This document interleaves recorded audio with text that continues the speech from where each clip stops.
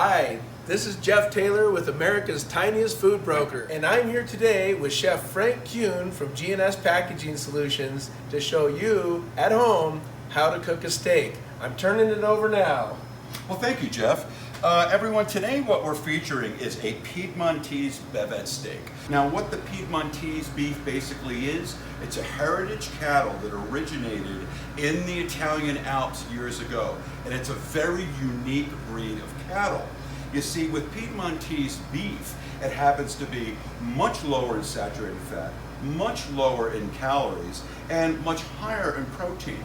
The reason for that is when that animal gets to be about a year old, it stops putting on fat and it grows in muscle mass. Now, one of our most popular cuts actually happens to be a French Bavette steak. What this is a muscle that sits on top of the sirloin. This is also known as a top sirloin cap muscle. Why don't we come on over to the stove and I'll show you how to cook this fabulous feet of meat. Make sure that the pan is very hot. If you put this in a pan that is not, as we chefs say, smoking hot, what you will do is you will not sear that piece of meat. When you don't sear the piece of meat, it begins to boil in its own juices. What we want to do, as always, is simply season the cut of meat with salt and black pepper. Now, this pan is very, very hot because I can feel the extreme heat in the handle. So what I want to do, light on the oil. We're not pan frying this by any means. But again, I need to have a really good sear. And that sear, again, is going to not only give us a nice tender cut, but when we're done, we're going to have all these little brown bivets, which is caramelized pieces of meat. When we deglaze that, that is what gives us the rich beef flavor. And again, deglazing is just a really simple word for reconstituting those flavors. Now, that's what you need to hear when you place that steak in the pan.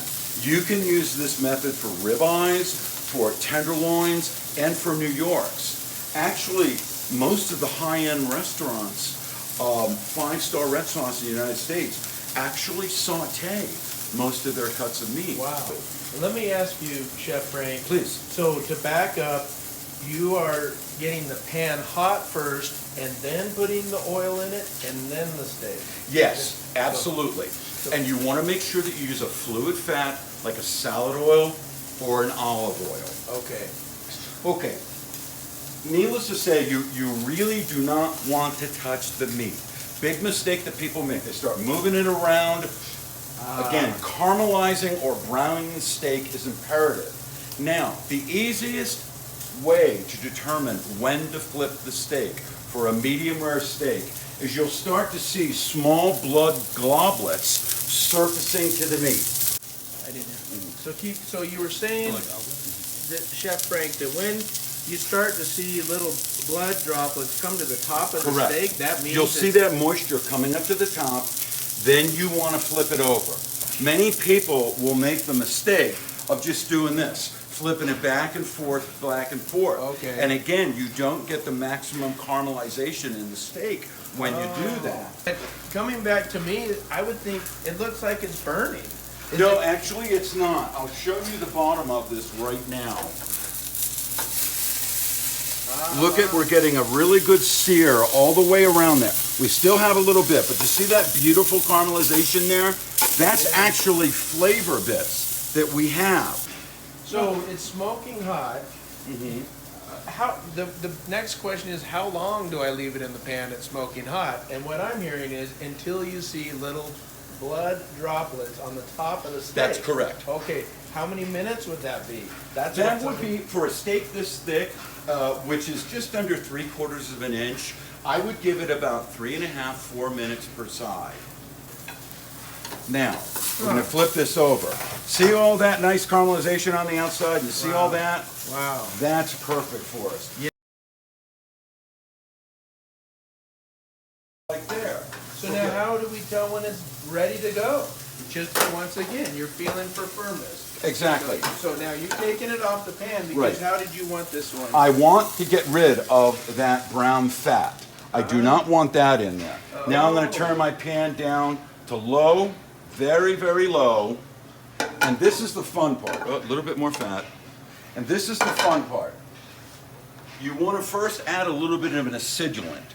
And when you're sauteing it, that can be fruit juice, that could be vinegar. So add a splash of that. So that is vinegar. That is balsamic vinegar. Now I have a beautiful Chianti wine here, served here at Bella Italia, fabulous wine list, and they're known for that, I may add. And then I want to add that. And then what we're doing now is we're reducing that. See all those caramels on the bottom? That's all going to dissolve nicely for us. That flavor, that rich caramelized beef flavor, is going to go into our sauce base. Now, because we're an Italian restaurant, we want to now add some aromatics to that. Aromatics meaning herbs or fresh vegetables. So we want to add just a little fresh sage. So really, guys, what we're doing here is we are creating a red wine butter sauce seasoned with fresh sage. If you'd like, you can add basil, thyme, chives. Roasted garlic would be lovely. Okay. So this is really reducing down.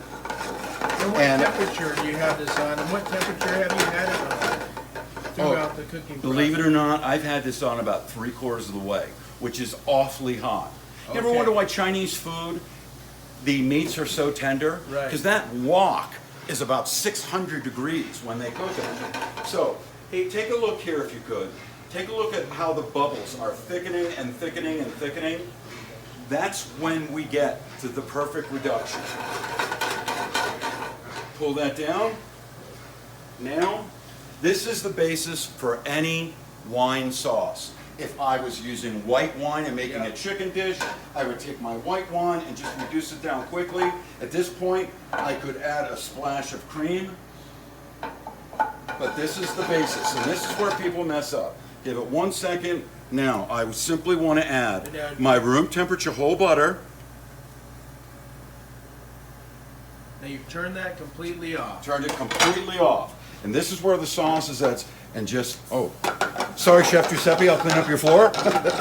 Now, look at the sauce. The color is changing. It's getting creamier and creamier. You don't want that butter to melt. You want the cream and the milk solids to emulsify right in the sauce. And again, if I was doing a white wine sauce, I would do the same way. Take your acid, add it to the pan, deglaze, and there we go. I have a simple butter sauce. Now let's bring this over here, fellas, and we'll plate this up.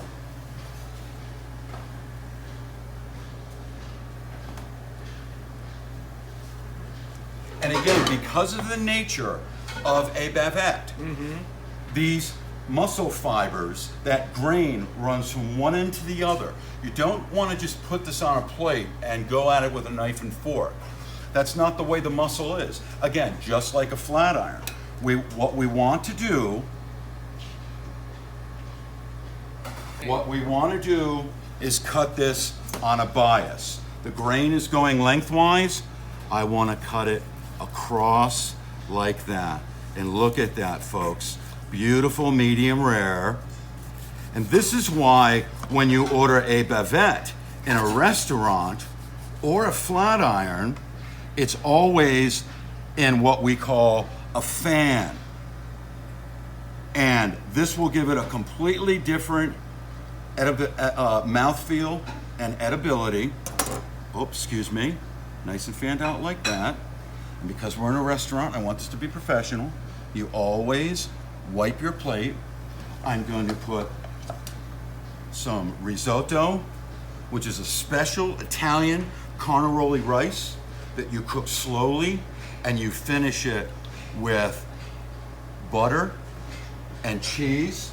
And now let's take our Chianti butter sauce, and this is what we call a nappe. We want to nap the sauce over our steak. And again, a simple bavette steak with a Chianti butter sage sauce served with the risotto. Beautiful. If I were in a restaurant, I would put a really nice branch of basil there and maybe something red. like 1 or 2 sauteed cherry tomatoes okay. to bring out the color. Skip the knife. It's that Yeah. tender. Good job, Frank. And this is Nico. Oh, are you sure? Yeah. That. Okay, thank you.